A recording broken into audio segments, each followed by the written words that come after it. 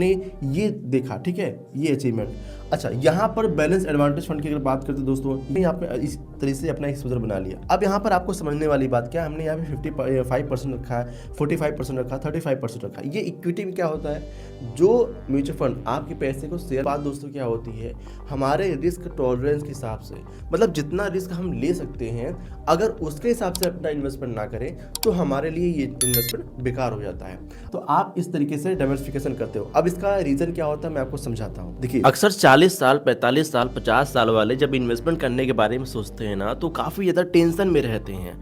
अब इसके पीछे कई सारे रीज़न होते हैं। 40 साल, 45 साल की उम्र में उनके पास इतनी मल्टीपल जिम्मेदारियाँ होती हैं, जिनकी वजह से उनको पूरा करने में काफ़ी प्रॉब्लम होती है। लेकिन इस वीडियो में आपका एक सोल्यूशन लेकर आए हैं कि अगर आप 40 साल, 45 साल के हो चुके हैं, 50 साल के हो चुके हैं, तो किस तरीके से अपने पोर्टफोलियो को आप बनाएं जो कि आपके लिए सुरक्षित भी हो और आपका निवेश भी बढ़े। इस वीडियो में दी गई जानकारी केवल शिक्षा और जानकारी के उद्देश्य से है। कोई भी निवेश करने से पहले अपने वित्तीय सलाहकार से सलाह जरूर लें। इस समय इस एज में काफ़ी सारी प्रॉब्लम्स होती हैं। यहाँ पर इन्वेस्टमेंट करने में हमें काफ़ी सारी मुश्किलों का सामना भी करना पड़ता है और हमारे ऊपर बहुत सारी जिम्मेदारियाँ भी होती हैं। बच्चों की पढ़ाई से लेकर, उनकी शादी से लेकर, उनके फ्यूचर को बनाने से लेकर, माता पिता के जिम्मेदारियों से लेकर काफ़ी सारी प्रॉब्लम का हमें सामना करना पड़ता है। और इसी में हम अगर इन्वेस्टमेंट को करते हैं और हमारा इन्वेस्टमेंट अगर नेगेटिव जाने लगे तो काफ़ी ज़्यादा प्रॉब्लम का सामना करना पड़ता है। हमारी मेहनत कमाई अगर नेगेटिव जाने लगती है, नुकसान होने लगता है, तो यहाँ पर बहुत ही बड़ी दिक्कत होती है। और ये चीज़ें हमने नोटिस किया था अपने फादर को देखकर, अपने पिता को देखकर, कि हमारे पापा इस उम्र में काफ़ी ज़्यादा टेंशन में रहते हैं और अभी भी रहते हैं।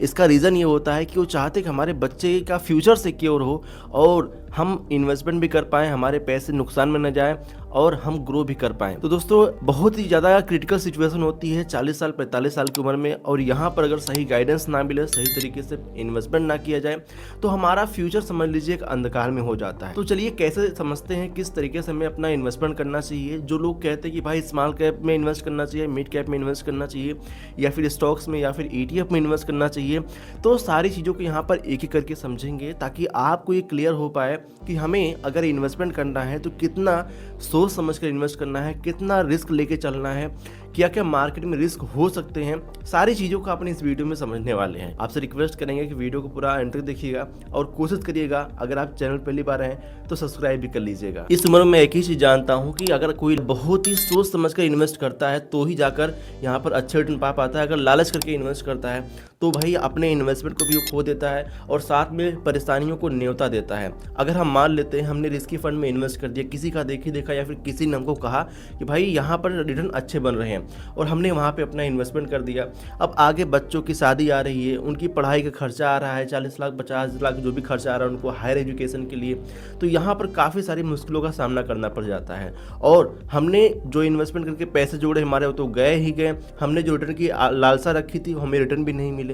तो सारी सिचुएशन को समझकर अगर इन्वेस्ट किया जाता है तो बेहतर होता है। चलिए हम एक एक करके समझते हैं कि हमें कब और कितना इन्वेस्टमेंट करना हमारे लिए सही होता है, कहाँ पे इन्वेस्टमेंट करना हमारे लिए सही होता है, कितना रिस्क लेके हमें चलना चाहिए, हमें अपने पेरेंटिंग को कैसे ध्यान में रखना चाहिए, किस तरीके से सारी चीज़ें मैनेजेबल हो पाती हैं। और इसका एक ही रीज़न दोस्तों क्या है, अर्ली एज में हमने अपना इन्वेस्टमेंट नहीं शुरू किया था, जिसका खामियाजा हमें आज भुगतना पड़ रहा है। और एक और चीज़ हमें देखना चाहिए कि यहाँ पर एक और सिचुएशन हमारे सामने आती है कि हमने अभी तक अपनी रिटायरमेंट की प्लानिंग नहीं की है। और भाई आज के समय में ये कलयुग चल रहा है और इस समय किसके बच्चे कितना साथ दें किसी को कोई भरोसा नहीं है।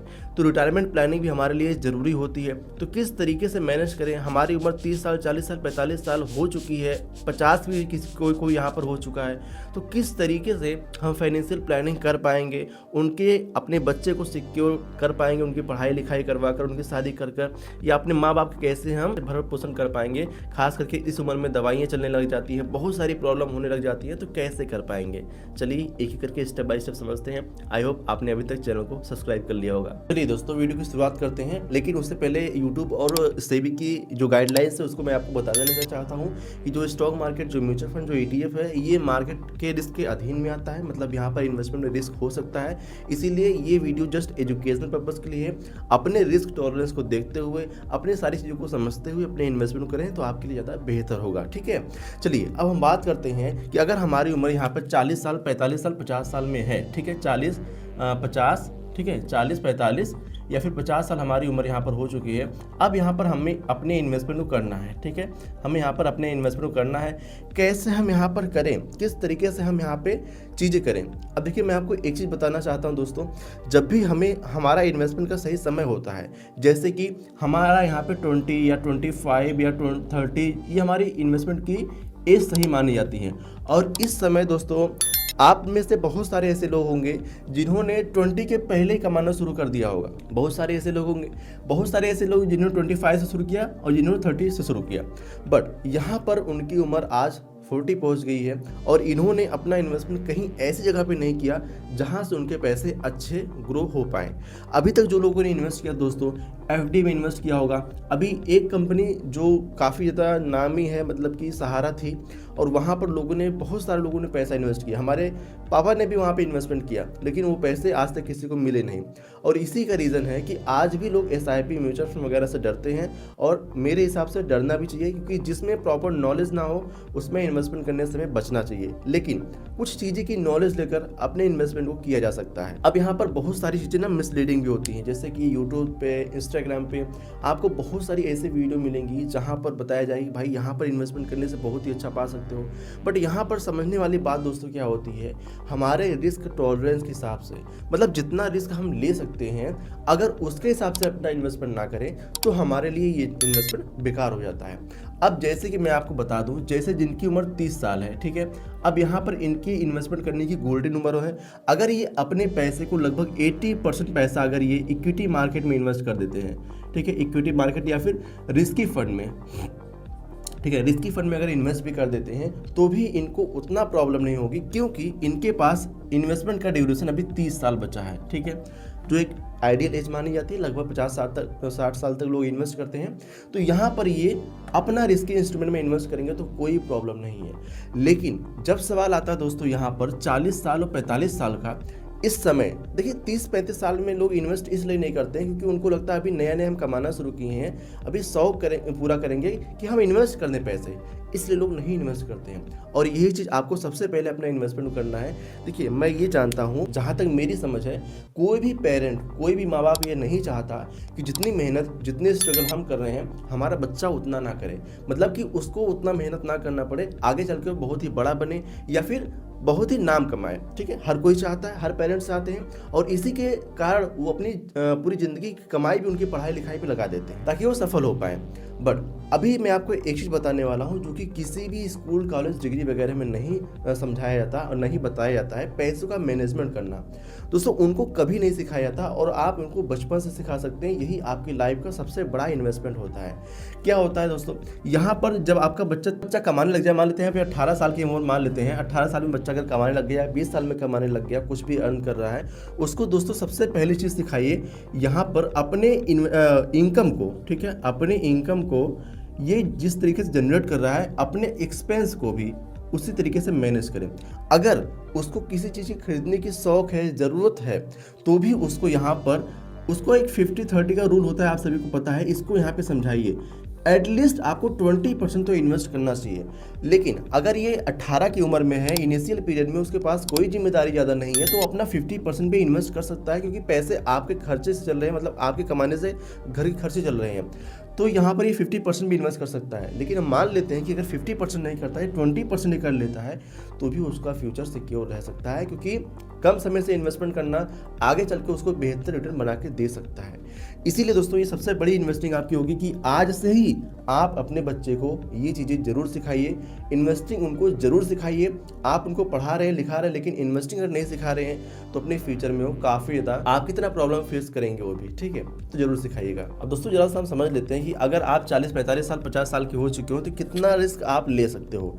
देखिए अगर आप यहाँ पर 30 साल के हो तो 80 से 90% या कह सकते हो कि 100% एक्सपोजर आप स्मॉल कैप वगैरह में रख सकते हो। लेकिन जब बात आती है म्यूचुअल फंड की, तो आप सभी को पता है कि म्यूचुअल फंड काफ़ी रिस्की इंस्ट्रूमेंट होते हैं, ठीक है, स्टॉक कंपैरिजन में कम होते हैं, बट होते हैं रिस्क यहाँ पे। अगर आप लॉन्ग टर्म के लिए इन्वेस्ट करते हैं तो आप उतना नहीं डरते हैं, लेकिन अगर आपका टाइम ड्यूरेशन कम है तो आपको डर लगता है इन्वेस्टमेंट करने से। क्यों? क्योंकि मार्केट काफ़ी वोलेटाइल होती है।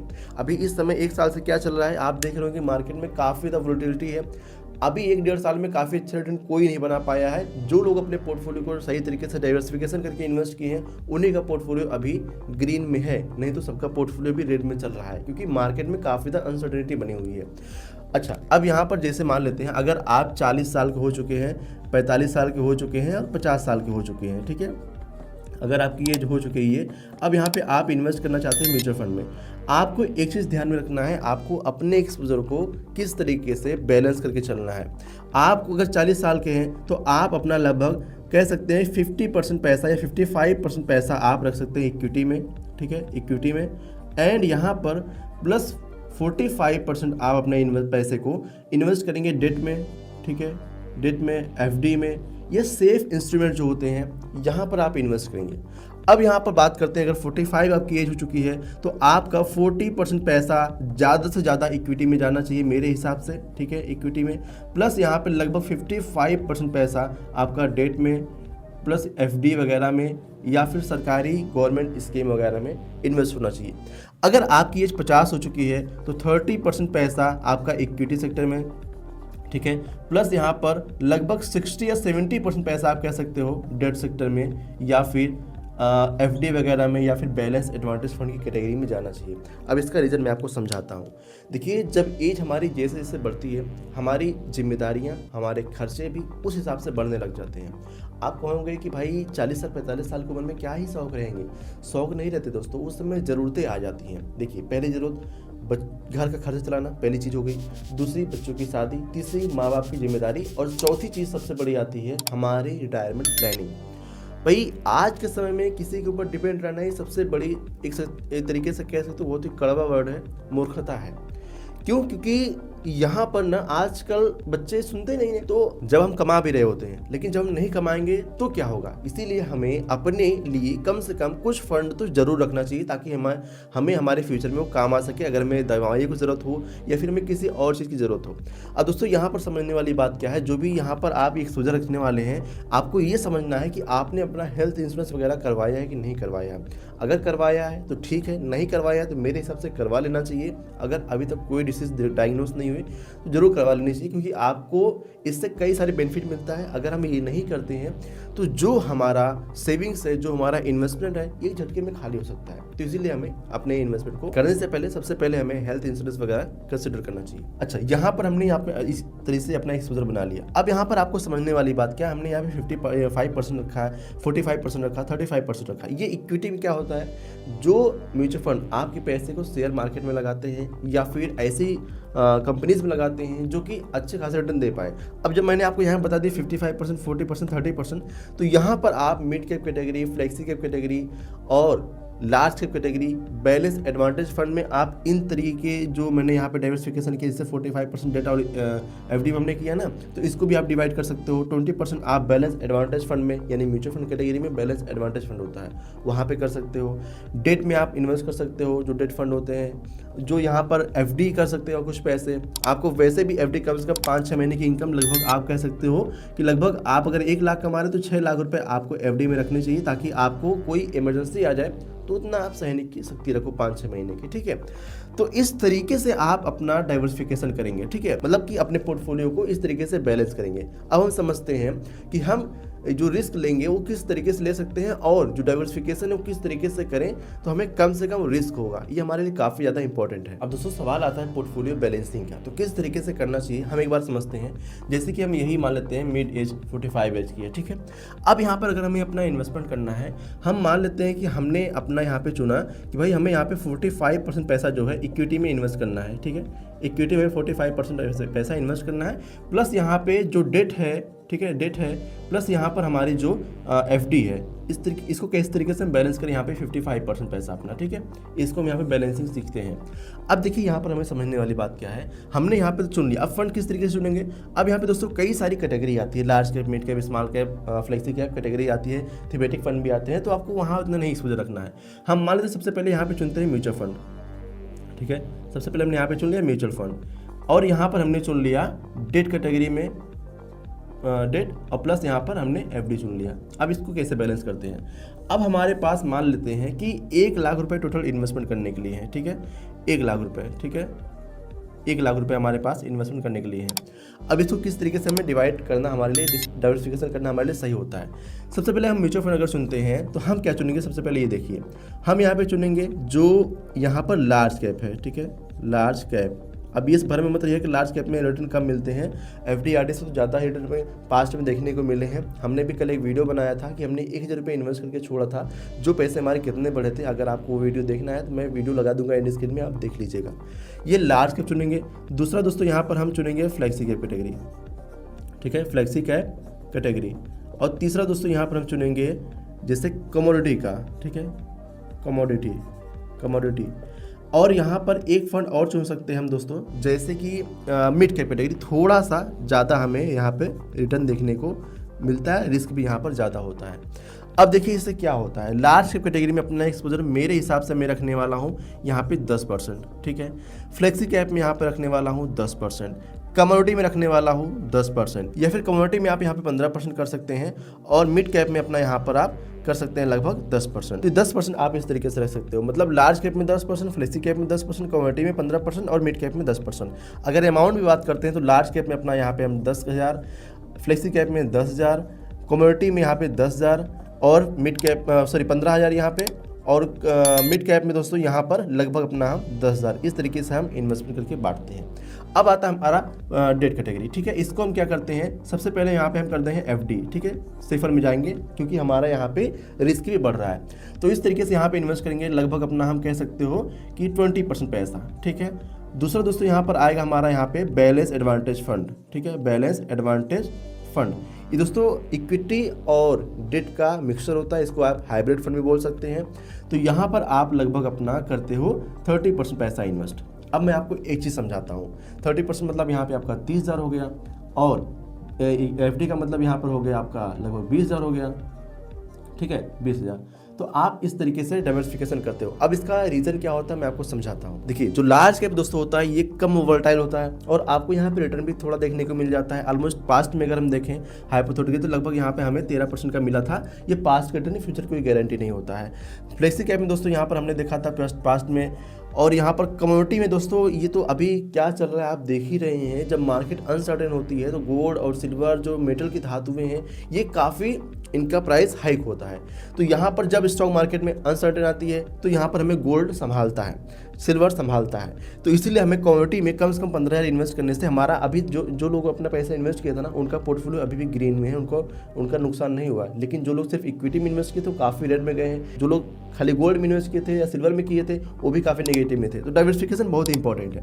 तो यहाँ पर अगर हमने 15 इन्वेस्ट किया, हमने देखा अभी गोल्ड में, हालांकि ऐसा हर बार नहीं होता है, लेकिन हमने पिछले 2-6 महीने या साल भर कह सकते हो यहाँ पर हमने देखा कि इससे भी प्लस यहाँ पर लोगों को ग्रोथ देखने को मिली। ये हाइपोथेटिकली है, पास्ट में मिला है, फ्यूचर कोई गारंटी नहीं होता, बट डाइवर्सिफिकेशन बहुत ही इंपॉर्टेंट है। मिड कैप में दोस्तों यहाँ पर हमने देखा पास्ट में है, तो सब मिलाकर अगर एवरेज देखते हैं दोस्तों अभी के हिसाब से तो हमारे पोर्टफोलियो में लगभग यहाँ पर ये हमें देखने को मिल रहा था, ठीक है। ये हरदम नहीं मिलता, हम तो यहाँ पर सिर्फ 12% पास्ट के रिटर्न के हिसाब से देखने वाले हैं, बट यहाँ पर हमने ये देखा, ठीक है, ये अचीवमेंट। अच्छा, यहाँ पर बैलेंस एडवांटेज फंड की अगर बात करते हैं दोस्तों, यहाँ पर 12% का हमने पास्ट में देखा है, फ्यूचर कोई गारंटी नहीं, मैं कह रहा हूँ। एफडी आपको यहाँ पे 7% तक सिक्योर कर देती है। तो ओवरऑल अगर हम रिटर्न मानते दोस्तों, हमने पास्ट में जो देखा लगभग हम एक अनुमान कह सकते हो या फिर ये हाइपोथेटिकल कह सकते हो, हमें इतना समझकर ही चलना चाहिए, इससे ऊपर हमें नहीं समझना चाहिए कि मार्केट काफ़ी वोलेटाइल होती है। अब अगर इस एज में भी अगर हम इतना रिटर्न बना पा रहे हैं तो हमारे लिए मेरे हिसाब से परफेक्ट होता है, ठीक है।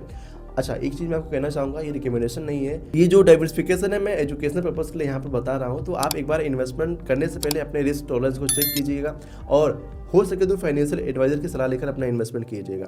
लेकिन एक चीज़ ध्यान रखिएगा, अपना रिस्क टॉलरेंस देखना सबसे बेहतर होता है, और उसी हिसाब से हमें इन्वेस्टमेंट करना हमारे लिए ज़्यादा बेहतर होता है। तो यहाँ तक आप लोगों ने देख लिया, समझ लिया, हमें अपनी जिम्मेदारियों के हिसाब से हमें अपना इन्वेस्टमेंट करना है, हमारे ड्यूरेशन के हिसाब से। अब जिससे मैंने यहाँ पे पोर्टफोलियो डिज़ाइन किया दोस्तों, अगर यहाँ पर हम 8 साल या फिर 10 साल तक इन्वेस्ट करते हैं तो भी ये पोर्टफोलियो हमारे लिए चल सकता है, क्योंकि हमने यहाँ पर इस तरीके से डाइवर्सिफिकेशन किया है। Large cap, flexi cap, commodity, mid cap, ये एक तरीके से बैलेंस हो गया। साथ में एफडी और बैलेंस एडवांटेज फंड, ये इस तरीके से बैलेंस हो गया। मतलब हमने अपने पैसे को सही तरीके से डाइवर्सिफिकेशन किया है, जिसकी वजह से हमें अगर एक सेक्टर में लॉस दिखता है, दूसरा सेक्टर हमें थोड़ा सा कवर करता है, तो इस हिसाब से हम अपने डाइवर्सिफिकेशन करते हैं, हमारा पूरा कैपिटल रिस्क में नहीं जाता।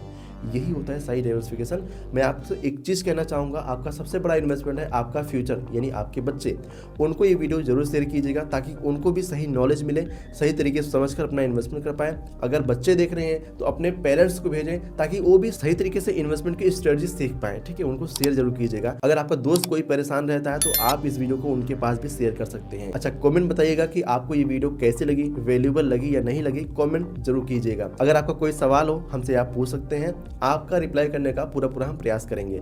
और कमेंट बॉक्स में मैंने आपके लिए बहुत ही बेहतरीन चीज़ें दे रखा है, अगर आप चाहें तो वहाँ देख सकते हैं। अच्छा, इन्वेस्टमेंट करने के लिए आपको चाहिए होता है कोई ब्रोकर एप्लीकेशन, अगर उसके बारे में भी आपको जानना है तो डिस्क्रिप्शन बॉक्स में हमने उसका लिंक दे रखा है। अगर आप चाहो तो वहाँ से डाउनलोड करके अपना इन्वेस्टमेंट शुरू कर सकते हो। अगर आपको किस तरीके से करना है, बैंक से करना है या ऐप से करना है, इसके बारे में अगर आपको जानना है, यहाँ मैं वीडियो लगा दे रहा हूँ, इस पर क्लिक करके पूरी वीडियो आप देख लीजिएगा कि आप बैंक से करें तो अच्छा है, आप अगर ऐप से करें तो आपके लिए अच्छा है। दोनों तरीके मैंने वहाँ बता रखे हैं, तो आपको जो समझ में जो अच्छा लगे वहाँ से जाकर आप अपना इन्वेस्टमेंट शुरू कर सकते हैं, ठीक है। सो इस वीडियो में इतना ही। आई होप आपको वीडियो पसंद आएगी और आपने अभी तक चैनल को सब्सक्राइब भी किया होगा। चलिए मिलते हैं नेक्स्ट वीडियो में, तब तक के लिए जय हिंद, जय भारत। इस वीडियो में दी गई जानकारी केवल शिक्षा और जानकारी के उद्देश्य से है। कोई भी निवेश करने से पहले अपने वित्तीय सलाहकार से सलाह जरूर लें।